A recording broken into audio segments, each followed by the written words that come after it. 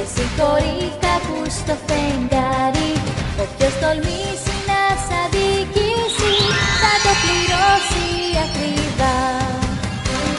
Μη φοβάσαι, είμαι εδώ και ξέρω πως θα βρω τον τρόπο να δούμε το φως.